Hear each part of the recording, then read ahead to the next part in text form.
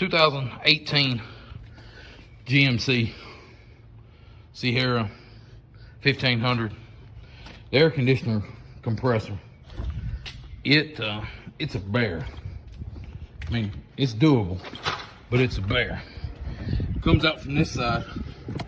I had to physically drive it. It's like the old school Chevrolet alternators, that when you tighten the alternator up, it squeezes these things out here and pushes it on there, and you got to pry it apart. That's how this was, but you got to drive it straight out. Pretty damn rough. I thought I was gonna tear something up, but you can see that here, that piece that slides in when you tighten it up, and it's a pain. There is on the bottom,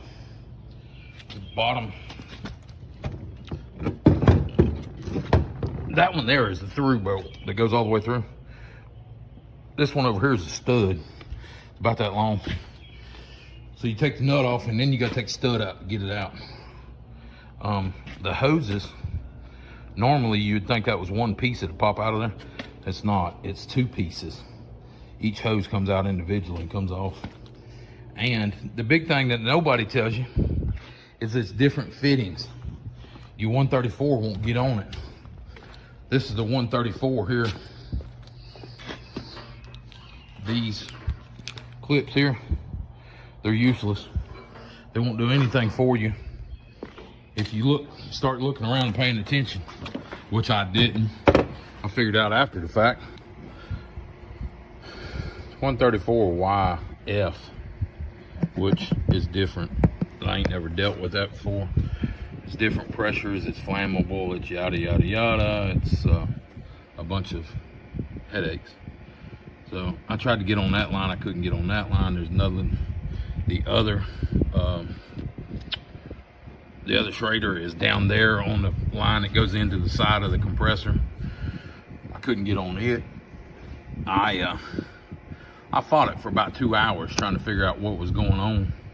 Everybody online, even online, says, oh, it's 134, it's 134A, it's 134A. It's not 134A.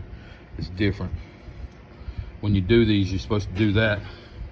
You're supposed to do this thing. You're wondering where that thing is. It's in the condenser right in the top of it. I gotta take this off and I can get to it. Stick that in there. And then you got Schrader valve. They gave me 2 different Schrader valves here, so I wasn't sure which one it was. So they gave me 2 of them. I gotta change one of the 2. They gave me a thing of oil. It says universal, you know, so I didn't pay no attention here. I was looking at the universal synthetic lubricant, you know, and it says it does both here. So I was like, it'd be all right, but it's different. Pain in the butt. I got it off of there. I don't see no dryer per se, so I gotta try to get this thing back on there, and it is a bear. Oh, the fan belt. The fan belt there's no tensioning for. You can't tension it. So basically you got to stick a nut on the a socket on the crankshaft with a ratchet and turn it over. Take a screwdriver and pry the damn belt off. There's no way to tension it. It stays tight the whole time. There's no loosening or tightening. There's a bunch of rubber down there. You say, what the hell's all that rubber from? I thought the belt was burning off of it. It's not. The whole front of the clutch, evidently that rubber in there is what goes wrong with these things. See that one? So it's just, clutch is gone. So there shouldn't be no contaminants or none of that in there. I'm still gonna change everything, but it's a pain. I gotta try to get that back in there. That's a bear in itself. This kit, I bought that kit for it. It's like like 500 bucks. I mean, it's expensive to do it, but you got to have AC, especially in this day and age. That old truck there is getting wore out. I'm gonna switch over to this one. I ended up buying that one at a pretty good discount. It's a 6-cylinder. I'd rather have a V8, but it's 6. I'll use it. It says it's getting 20. The dash says it's getting 28 miles a gallon. I ain't physically checked that with a with, you know, buying gas and putting it in there and yada yada yada. I will, but that truck is saying it's getting 28 miles a gallon, which is just absolutely crazy. This new propane that they're putting in them, it's 134 Y, whatever it is, YF, is propane based, so it's flammable. I don't know why you would want to do that. I mean, people's gonna argue that RVs use propane to run the refrigerators and yada yada yada. That's one reason I ain't got no damn RV. I don't like the fact that they're using flammables in the system. If you happen to be smoking a cigarette, which I don't smoke anymore, I used to, but I don't now. If you happen to be smoking a cigarette in there and you damn interior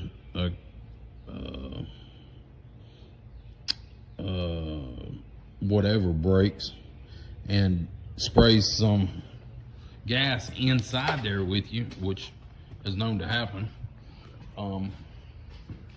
it could ignite and be bad for you. So it don't seem too cool to me. I don't like it, but it is what it is. I can't do anything about it, so I guess I'm gonna live with it, and we'll see. I'm gonna crawl back up underneath this thing.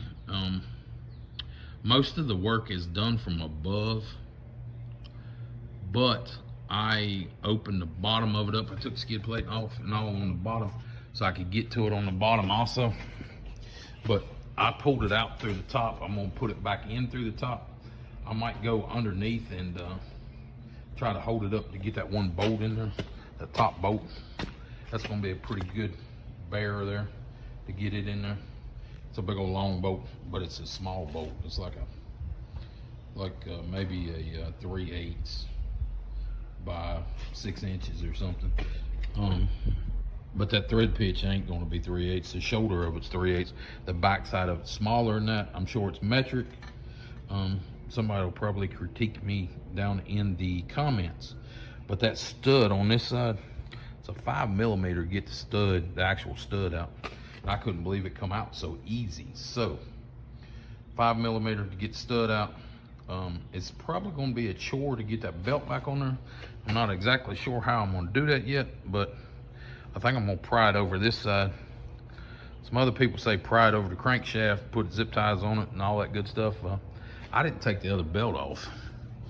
I left the other belt on there and cheated it off the AC side, so I wouldn't have to pull this other belt. So you can see the belt kind of laying there. It's just hanging down there. It's right there. You can see it also.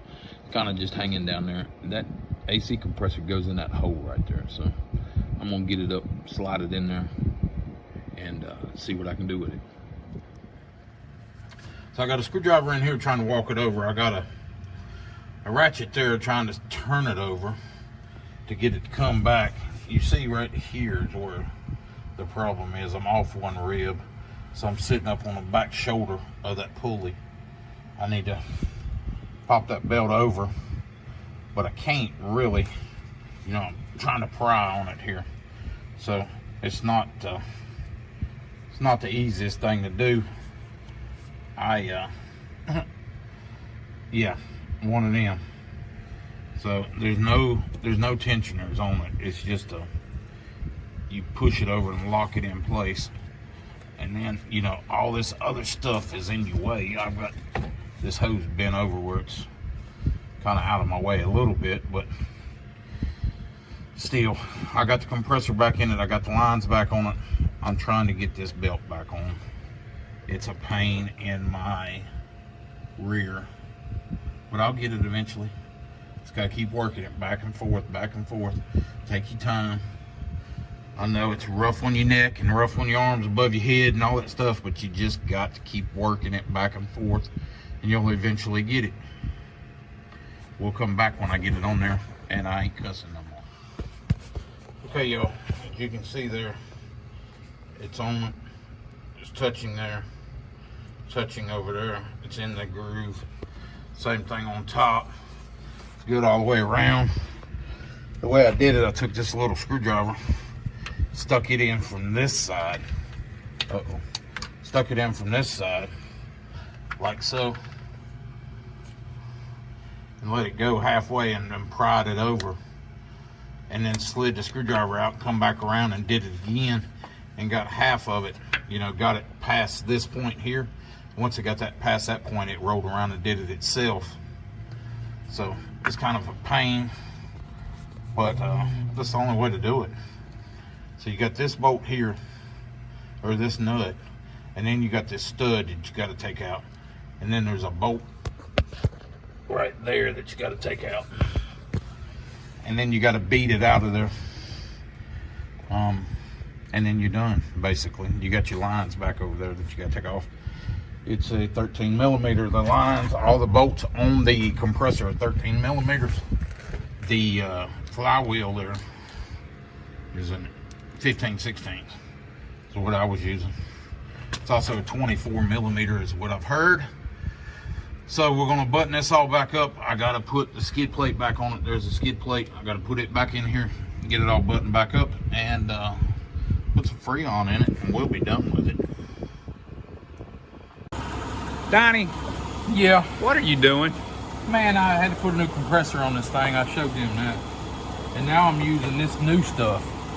Oh yeah, the YF, the 1, 2, 3, 4 YF we've never used. It's 1, 2, 3, 4. I ain't never used that. It's freezing up solid. It's gonna take forever. My gauges ain't working. I had to get all new Connections. connections. Did you show them that you were doing the vacuum? No. All right. So we actually do run the vacuum on it. Little vacuum pump. Drain it out. Drain all the air out. Drain. Leave it like that for a while so all the water boils out, they say, Donnie. My high side's coming back down. So maybe the compressor's working. So we're just kind of guessing on the pressure. Look, folks, this is my brother Donnie's garage. This is not, you know, Chevy motor dealership. Yep. So you just guess a lot. Yeah. All right, so we're gonna see how many cans of this stuff we can get in here. I think it's supposed to have 2.5. This is a 2018 GMC. I don't know if I told them that. And it's a 6-cylinder, 4.3, I believe. How many ounces in that can? 8? I don't know. It must have come from across the pond. It's awful small, though. Let me see. 8. 8? Is that 6? 8. 8. All right, so I'm gonna look it up. We screwed up. Screwed up. Oh God, we screwed up. Oh my God.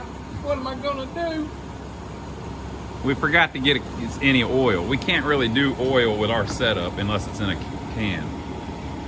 Well, they said You could have put it in the compressor. what I should have done was dump it off in a cup and stuck this thing down in there when I had a vacuum on it, and it would have sucked it up. Well, I did. we're gonna go get a can of oil. It's running fine, and there was oil in the compressor, and the system, Donnie recovered it. Actually, I can put it in with what I got, can I? What? I still got another can of Freon. So I can take this loose. He's gonna think up something. Take this loose, fill this whole hose up. Put my new can of Freon on there. Shut the Freon off, fill the hose up.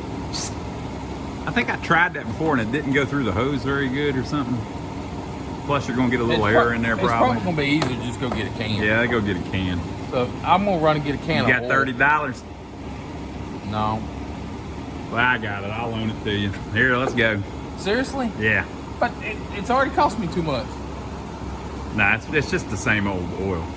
The Folks, if you don't know, don't take freaking advice that we say as the gospel. Do your own research. yes. But it is it's an oil that'll work in both. The and this stuff is $50 a can now.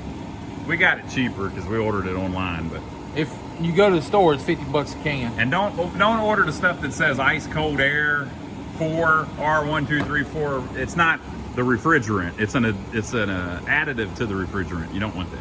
So I bought the kit. I got the compressor and the little thing that goes in the filter, I guess it is. The sock looking thing. That goes in the condenser. And I got the, what's that other little valve? That too. That little valve that goes over there. So I got all three of those, and it was 500 bucks. Yep. And then you got $100 in Freon, and then you got whatever I'm gonna spend here in oil.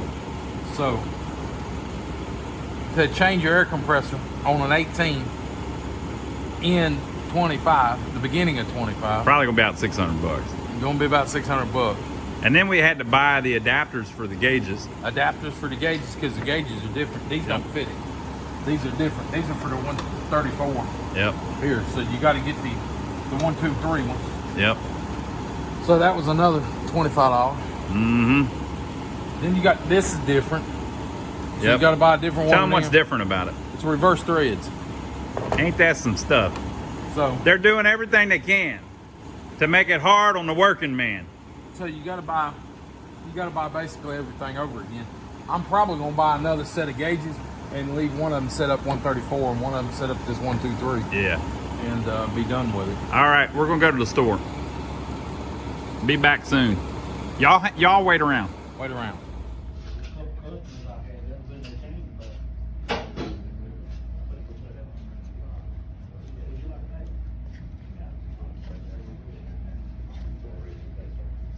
Ronnie, Yeah, I said it was 50. It's actually 60. that's true. Yeah. All right, y'all. I got it in Can't there. see it, Donnie. Hold it to the light there. All right.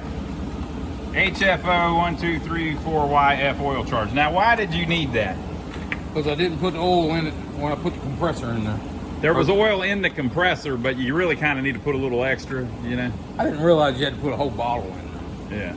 So It wanted 6.2 ounces. That's... Go ahead. I'm sorry. I went and got this. This is 3 ounces. Yeah.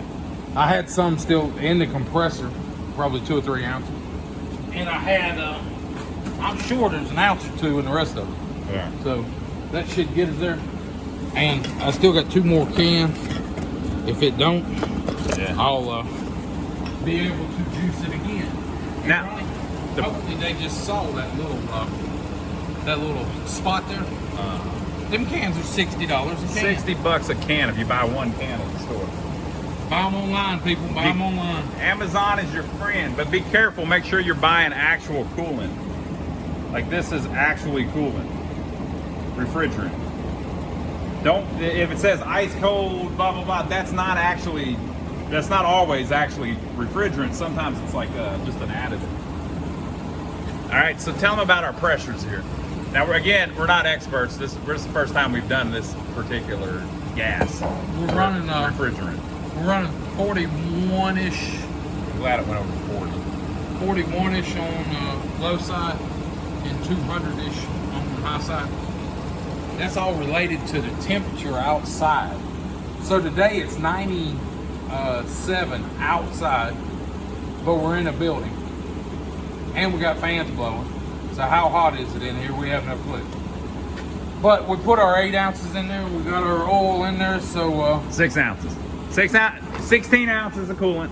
16 ounces, and our 6 ounces of oil, or thereabouts. So we're gonna leave it at this and see what it runs. Now the reason we're not too concerned about it, the main reason we went and got the oil is because we want to make sure that we don't blow the compressor up. But the truth is, the damn thing seems to be ice cold. Yeah. I mean, we're getting good results, buddy. Carolina's a country east everywhere. I honestly think it would freeze you out. I mean, it's so cold. I think, and we're in South Carolina. It's humid as hell, hot as hell. I think it would freeze you out. If you rolled up the windows, you'd turn that damn fan down, even on a hot day like today. It's hot. It's cold. Yeah. It's like real cold. Yeah. So, I don't know. Maybe this stuff's better than old stuff. What do you think, Donnie? I don't like that it's flammable. Yeah, that's propane. Donnie is the type to flame stuff. Well, He might flame something, and this is flammable. you think about it, back when I smoked, okay? Yeah. I'm inside that cab with the air conditioner going, and I got a slow leak in there that I don't know about, and I go to light my cigarette up, go boom. Yep. You'd think I wouldn't do that, it would be very dangerous, but Yeah, the stuff says highly flammable right on it. It don't say that on no can. you know the fan's right behind the evaporator. If there was a leak in the evaporator, it would blow it right into the compartment, and it's flammable. That does sound like a... Sounds pretty stupid to me. Maybe they've got it all figured out, and Maybe we just they don't do, know. but if they do, they shouldn't have that flammable sign on there. When they say flammable, Donnie don't like it. No, it, you know, the old stuff was a good thing. I don't know why we had to change. They say Oh, it's, I know why we had to. Come on. You know why we had to change. somebody needed the pockets lined is why. Somebody, here's why we had to change. Now, this is my opinion. What do I know? Somebody patented this, and then they spent all kinds of money convincing the government to make it where you had to use this, and then they're making all kinds of money off their patent. That is probably a true statement. And they've already done it about 5 times now. But with that being said, I'd much rather have the old stuff because I knew it. Yeah. I knew how to work with it. This might be better, I don't know, but I don't know how to work with it, and I don't like it. You know, when we first saw it, we were like, oh, hell, we're just going to put the old stuff on it. But, you know, You can't do that. you can't do that. Yeah, you're stuck with it. So, 2 empty cans. Wonder, we can find out if these are explosive. Oh, boy. The pew pew. Pew pew. Oh, the little BB gun? I mean, the little BB? The little pew pew. Wonder if it go pow pow. Probably. But that's for another video. Y'all, if you like what you see, give us a thumbs up for filming it. Subscribe to the channel if you hadn't already, and we'll catch you on the next one. All right, folks, make sure you subscribe. We'll see you on the next video.